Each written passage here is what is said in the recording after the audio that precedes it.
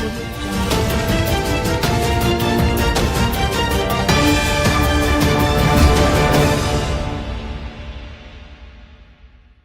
Waves media Telugu. YSRCP senior నాయకులు మాజీ మంత్రి అంబటి రాంబాబుపై మరియు అతని ఇంటిపై జరిగిన దాడిని ఖండిస్తూ వైఎస్ఆర్సీపీ రాజ్యసభ సభ్యులు వైవి సుబ్బారెడ్డి మాట్లాడుతున్నారు. విజువల్స్ చూద్దాం.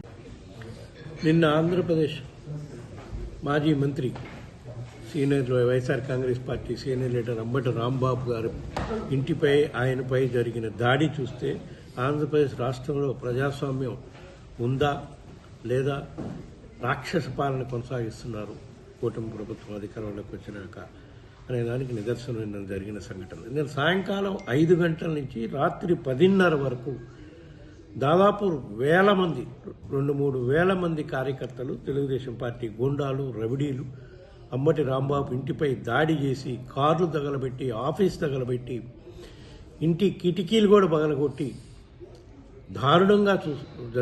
దారుణ చర్య జరుగుతుంటే పోలీసులు ప్రేక్షక పాత్ర పోషిస్తున్నారు. అంటే పోలీసు ఉన్నారు అక్కడ.